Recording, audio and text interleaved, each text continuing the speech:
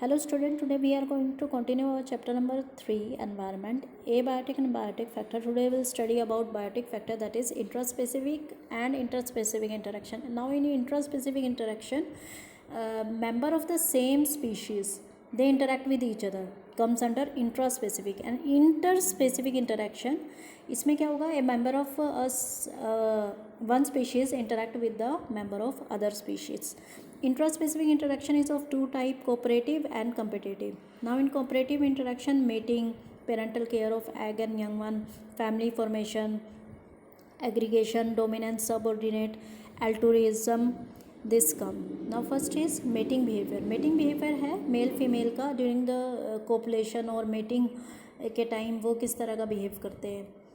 जैसे हम dancing behaviour peacock के अंदर देखते हैं, या स्टिकल बैक फिश के अंदर नेस्टिंग बिहेवियर देखते हैं, या मेटिंग कोल फ्रॉग के अंदर, या सिकाडा के अंदर होती है. Second is care, parental care.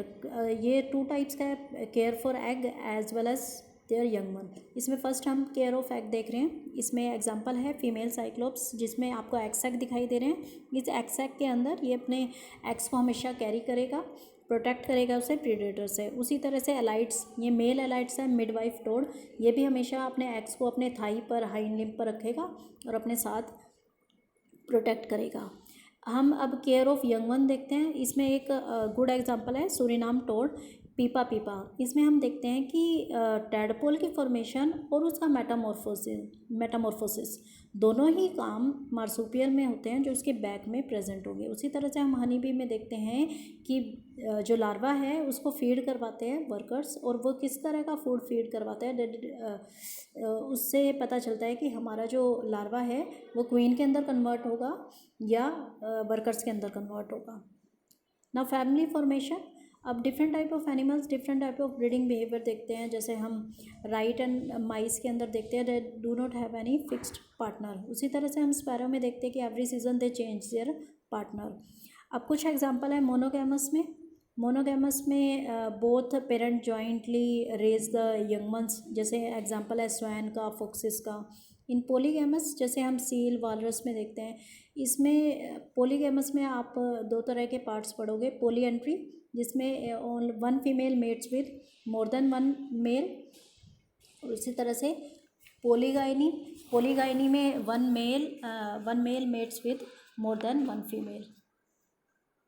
Now aggregation. Aggregation में हम देखते हैं कि जो ऑर्गेनिज्म है it do not live independently, वो अपनी कॉलोनी के अंदर या ग्रुप के अंदर रहेगा. जैसे हम कहते हैं कि फ्लॉक्स ऑफ शिप, या प्राइड्स ऑफ लोन, या शोल ऑफ फिशेज़, या हर्ड ऑफ डियर. इस तरह से ये एग्रीगेशन टेम्परेरी भी हो सकती है, जैसे ब्रीडिंग टाइम में फ्रॉग इकट्ठा हो गए, या ये परमानेंट भी हो सकती है, जैसे हम शोल ऑफ फिशेज़ का देखते हैं, या फ्लॉक ऑफ बर्ड्स का देखते हैं, या फ्लॉक ऑफ शिप्स का देखते हैं. इससे एडवांटेज ये रहेगा, एक तो इनकी प्रोटेक्शन होगी प्रीडेटर से, और इनको फूड लोकेट करने में, या रिप्रोडक्शन करने में, या नॉलेज ट्रांसफ़र करने में ईजी रहता है. Now dominance and subordinate behaviour.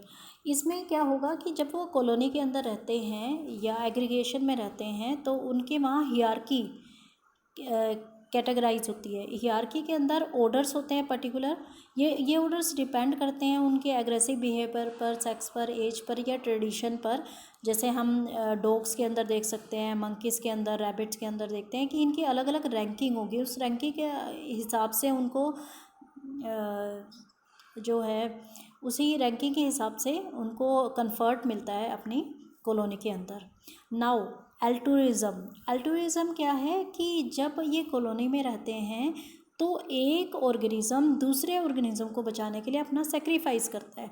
जैसे आप देख रहे हैं स्पॉटेड डियर. स्पॉटेड डियर में क्या होगा, जब इस पर अटैक होगा किसी टाइगर का या किसी और बड़े कार्निवोर्स का, तो उसमें जो बेस्ट डियर होता है उसको बचाने के लिए बाकी जो दूसरे डियर होते हैं वो अपने आप को सेक्रीफाइस कर देते हैं.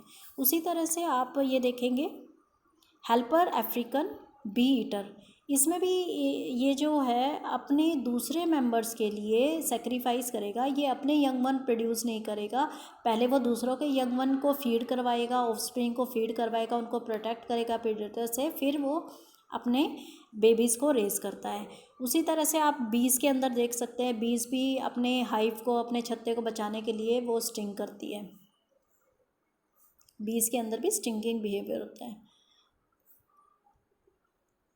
नाउ टेरिटरी में हम देखते हैं कि ऑर्गेनिज़म जो है अपना एरिया मार्क करता है। वो अपना एरिया किसी भी तरह से मार्क कर सकता है। अगर वो बर्ड है तो वो सिंगिंग से अपना एरिया मार्क करता है। अगर वो रैबिट है, रैबिट के एनल और चिन में ग्लैंड्स होती है फेरोमोन सेक्रेट करने में। हम डॉग्स को देखते हैं, वो यूरिनेट करके अपने एरिया को सिक्योर करता है।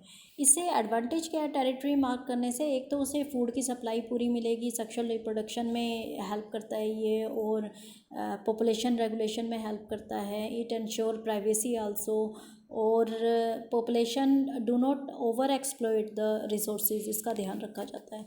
नाउ सोसाइटी फॉर्मेशन में आप देखते हैं